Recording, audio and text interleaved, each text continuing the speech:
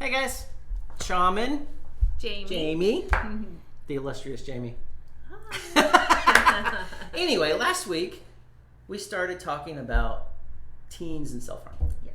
right? And we talked about some of the things to look for Yes. last week. And you had some pretty good statistics Yeah, on let that. me share those again. So approximately 18.8% of teens report self-harming. Right. Of those, females reported at 25.5% and males at 11.6%. And these stats last were taken in 2019, so we suspect that yeah. they're significantly higher now. I mean, with the pandemic, and I can't see in isolation and just the state of the world today, I can't see how this hasn't ratcheted up. I agree. And additionally, from 2009, there was about 14% of teens that reported, to 2019 was 19%. Right. And so again, we're thinking it's significantly higher. Right. And we are specifically talking about non-suicidal self-harm. Right. And so as parents, we both agree it would be very easy to go right into overreacting and over-responding with the fear that this might be a suicidal intention.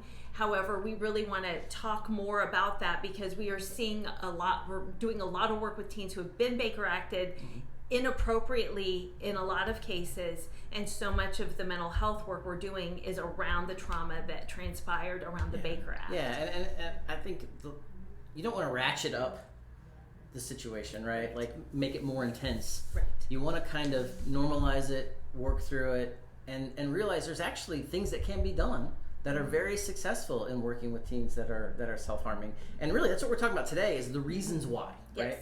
Yes. Why do kids self-harm? Yes. So first and foremost, it's usually emotional pain. And we can have any kind of emotional pain. It might be from a relationship. It might be a stress from academics. It might be hormonal changes. It could be experiencing a trauma.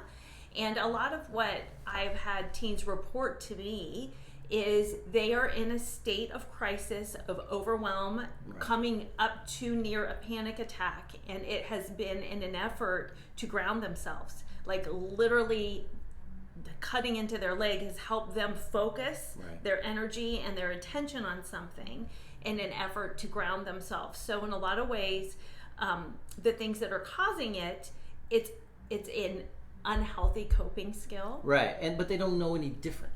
Right. So what they kind of need to be taught is how to cope. Exactly. Right. Exactly. And so we see, the main three reasons we would see self-harm is 1, emotional pain, 2, control, a need for control, and 3, attention. And so under the control category, if the teen is going through a dysregulated home life, if there's a divorce, if there's a huge change in living circumstances, if they've had any kind of trauma, especially anything that's been done to them, a need to control and contain, that's a big part of it. And then additionally, attention.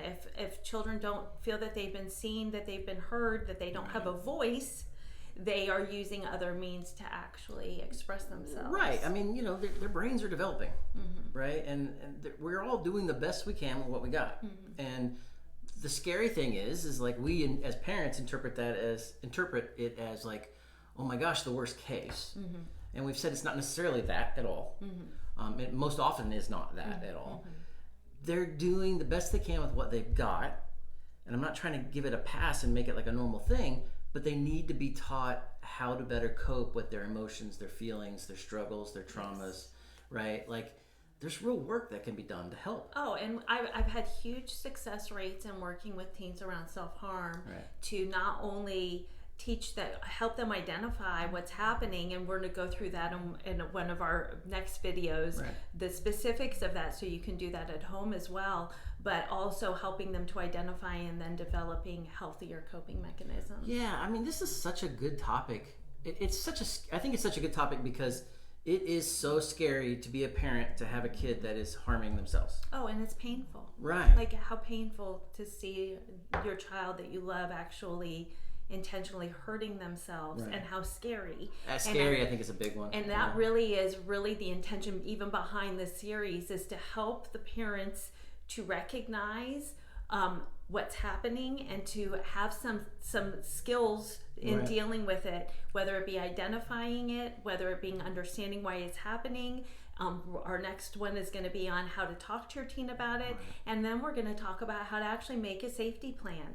However, until such a time, we have the 211, which is a mental health hotline, and they can actually help walk you through, is this a non-suicidal self-injury or is it some kind of suicidal intent? And these are really important things to delineate based on how you should be responding. And it can cause more damage for you to Baker Act a child who's non-suicidal, self-harming, long term, as far as the impacts on their mental health as well. Right. And I mean, we've seen teens here that have been Baker Acted multiple times before they've come to see us. And there's a lot of work and a lot of trauma that's caused because of that, where probably most of it could have been avoided. Yeah, and one of the two things we look for to identify self-harm versus suicidal intent is, do you have a plan? And two, do you have the means to carry it out? Your teen saying, I don't want to be here anymore, is not necessarily Baker Actable. And so we just want to be really cautious both ways, 100%. But if anything, we've probably seen it overused and causing a lot of damage. Yeah, something that the intent behind it is to be a good tool. Definitely gets overused and can really cause a lot of harm. Yes, and a lot of the time I think that comes out of very naturally a parent's fear response. We don't know what to do. Get them somewhere where they can be safe, and we can figure this out. And so we would love to help you figure it out.